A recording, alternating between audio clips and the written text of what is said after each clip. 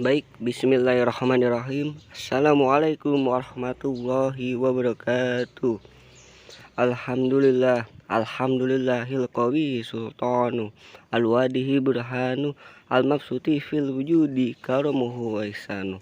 Allahumma sholli wa sallim ala sayyidis sadat wal muradat wal iradat wal kainat habibika Muhammad al-akram wa nurikal ajam wa ala alihi wa sahbihi wa salim tasliman katsira.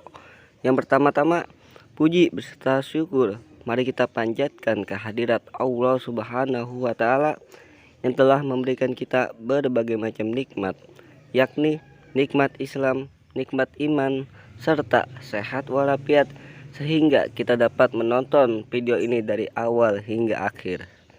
Sholawat berterangkaikan salam semoga selalu terlimpah curahkan ke junjungan kita Nabi besar Maulana Muhammad Sallallahu Alaihi Wasallam beserta keluarganya, para sahabatnya, tabiin, tabiut tabiin, serta kita selaku umatnya hingga akhir zaman. Yang kita cintai dan yang kita hormati bersama Kaprodi kita semua, Profesor Dr. Ki Haji Ahmad Alim LCMA beserta keluarganya, yang mudah-mudahan barakallahu fi umrihim, barakallahu fi rizkihim, barakallahu fi kulli hayatihim. Langsung saja ke pembahasan metode tafsir tematik pada semester ganjil ini. Manfaat metode tafsir tematik. Belajar metode tafsir tematik ini, kita akan bisa menafsirkan dan memahami Al-Quran secara tematik. Dan tafsir tematik ini memudahkan kita dalam memahami persoalan yang muncul belakang al-qadaya al-muasyirah, isu-isu kontemporer yang membutuhkan jawaban dengan pendekatan tafsir tematik, karena ini bersifat praktis. Problem dalam penafsiran. Menafsirkan Al-Quran kalau tidak berdasarkan ilmu, ini sangat berbahaya. Hanya di kalangan mencoba menafsirkan Al-Quran hanya bermodal perasaan dan pengalaman pribadi yang tidak berlandaskan ilmu, sehingga hasilnya adalah cocok logi. Urgensi manfaat tafsir tematik. Yang pertama, dapat mengetahui hubungan dan persesuaian antara beberapa ayat dalam satu judul bahasan. Yang kedua, mempermudah para akomodasi untuk mengetahui secara sempurna berbagai macam topik dalam Al-Quran dan pembahasan yang lebih fokus dan menyeluruh. Yang ketiga, tafsir maudhu'i akan mendorong terlahirnya berbagai macam disiplin ilmu baru, baik sains alam maupun sains sosial. Yang keempat, tafsir maudhu'i mencakup seluruh disiplin ilmu dan perspektif kajian tematik. Yang kelima, lebih praktis dalam menjawab tantangan zaman. Sejarah tafsir tematik. Tafsir tematik bukan kajian baru dalam Islam. Peletakan dasar-dasar telah dimulai sejak zaman Rasulullah Shallallahu Alaihi Wasallam, yaitu ketika beliau menafsirkan dengan ayat lainnya yang semisal. Sebagai contoh, ketika Rasulullah Shallallahu Alaihi Wasallam menafsirkan surat Al-An'am ayat 82 tentang konsep jiwa, bahwa jiwa akan tenang jika tidak tercampur kejoliman. Maka sahabat bertanya, apa yang dimaksud kejoliman dalam ayat tersebut? Ya, contoh yang pertama yakni Quran surat Al-An'am ayat 82 yang artinya orang-orang yang beriman dan tidak mencampur adukan iman mereka dengan syirik, mereka itulah orang-orang yang mendapat rasa aman dan mereka mendapati petunjuk. Disandingkan dengan Quran surat Luqman ayat 13 yang artinya, dan ingatlah ketika Luqman berkata kepada anaknya ketika dia memberi pelajaran kepadanya, wahai anakku, janganlah engkau menyekutukan Allah, sesungguhnya mempersekutukan Allah adalah benar-benar kejoliman yang besar. Contoh yang kedua yakni Quran surat Al-An'am ayat 59 yang artinya, dan kunci-kunci semua yang gaib ada padanya, tidak ada yang mengetahui selain dia. Dia mengetahui apa yang ada di darat dan di laut. Tidak ada selai daun pun yang gugur yang tidak diketahuinya. Tidak ada sebutir biji pun dalam kegelapan bumi, dan tidak pula sesuatu yang basah atau yang kering yang tidak tertulis dalam kitab yang nyata Lauh Mahfuz. Disandingkan dengan Quran surat Luqman ayat 34 yang artinya, sesungguhnya hanya di sisi Allah ilmu tentang hari kiamat, dan dia yang menurunkan hujan dan mengetahui apa yang ada dalam rahim, dan tidak ada seorang pun yang dapat mengetahui dengan pasti apa yang akan dikerjakannya besok, dan tidak ada seorang pun yang dapat mengetahui di bumi mana dia akan mati. Sungguh Allah Maha Mengetahui, Maha Mengenal. Periode sahabat. Madrasah Mekah atau Madrasah Ibnu Abbas yang melahirkan mufasir terkenal seperti Imam Mujahid bin Juhair, Ikrimah Maula Ibnu Abbas, Taus al-Yamani, dan Atbid Abi Rabah.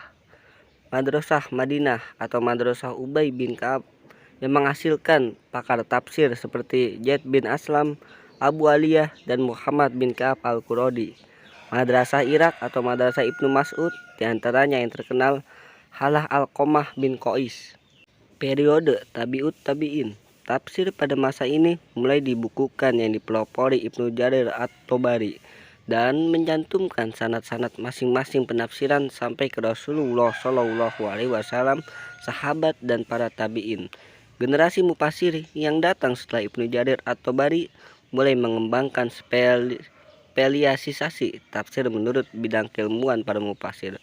Pakar fikih menafsirkan ayat Al-Quran dari segi hukum, seperti Al-Qurtubi. Pakar sejarah melihatnya dari sudut sejarah, seperti At-Solabi dan Al-Kajin, dan seterusnya. Lalu periode setelahnya, periode berikutnya lebih mengkerucut lagi, yang dikenal dengan metode tafsir Maudhu'i, yaitu membukukan tafsir menurut suatu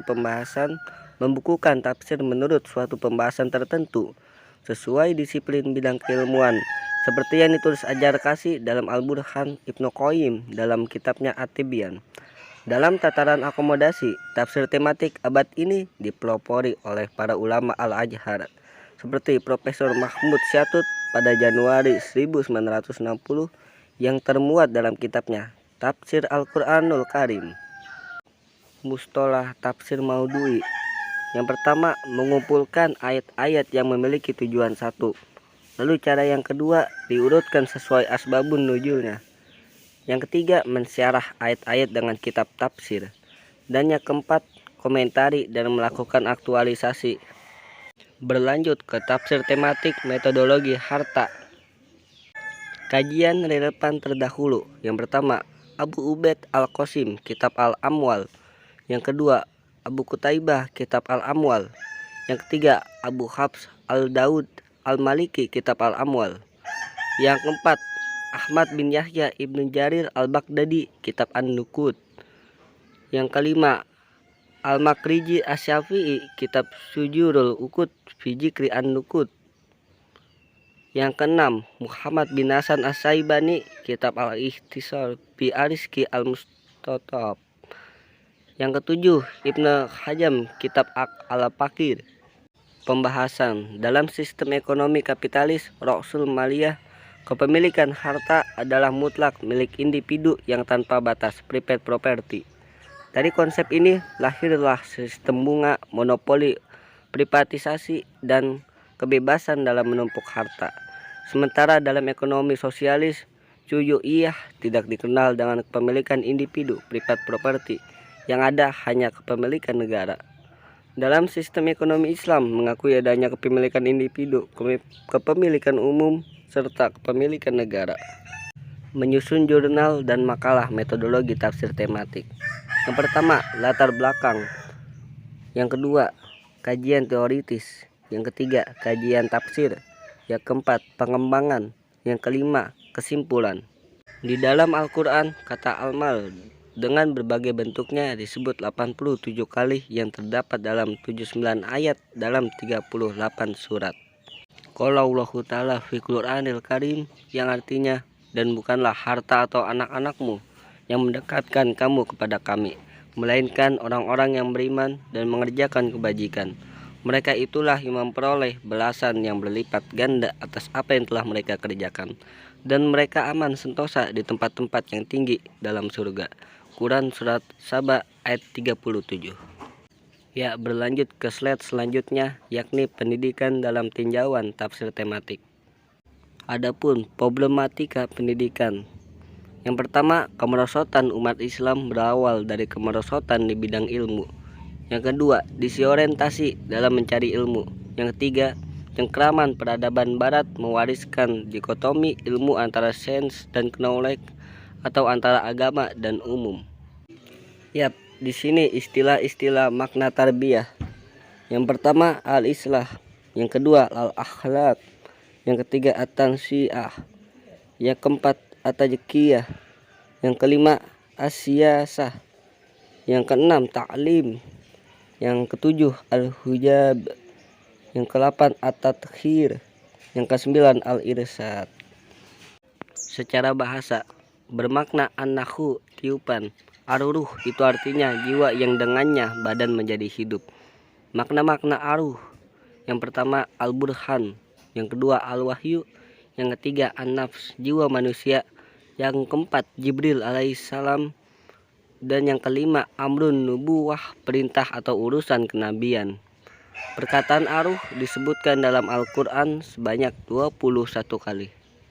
Qala Allahu Ta'ala fi Qur'anil Karim, Quran surat Al-Baqarah ayat 87, yang artinya, dan sungguh kami telah memberikan kitab Taurat kepada Musa, dan kami susulkan setelahnya dengan rasul-rasul, dan kami telah memberikan kepada Isa putra Maryam bukti-bukti kebenaran, serta kami memperkuat dia dengan Rohul Kudus, dalam artian Jibril. Mengapa setiap rasul yang datang kepadamu membawa sesuatu pelajaran yang tidak kamu inginkan? Kamu menyombongkan diri, lalu sebagian kamu dustakan dan sebagian kamu bunuh. 3 penafsiran Al-Mawardi tentang Ruhul Kudus. Yang pertama, kami berikan bukti-bukti yang jelas berupa Injil. Yang kedua, mukjizat. Jadi salah satu mukjizat Nabi Isa alaihissalam, dengan izin Allah Subhanahu wa Ta'ala, Nabi Isa alaihissalam menghidupkan orang mati, kemudian orang yang sudah dicabut ruhnya kemudian dikembalikan lagi oleh Nabi Isa alaihissalam dengan izin Allah Subhanahu wa Ta'ala. Itu disebut Ruhul Kudus. Itu makna yang kedua. Yang ketiga adalah suci. Adapun cara-cara mencari indeks ayat. Langkah-langkah mencari indeks ayat. Yang pertama, menentukan tema. Yang kedua, mengumpulkan ayat, baik dengan isim dan fiil. Yang ketiga, diurutkan ayat-ayatnya. Yang keempat, dikaji dan dicari tafsirnya. Yang kelima, menyusun sistematika penulisannya. Wallahu a'lam bishawab. Billahi taufiq wal hidayah. Assalamualaikum warahmatullahi wabarakatuh. Mohon maaf lahir dan batin.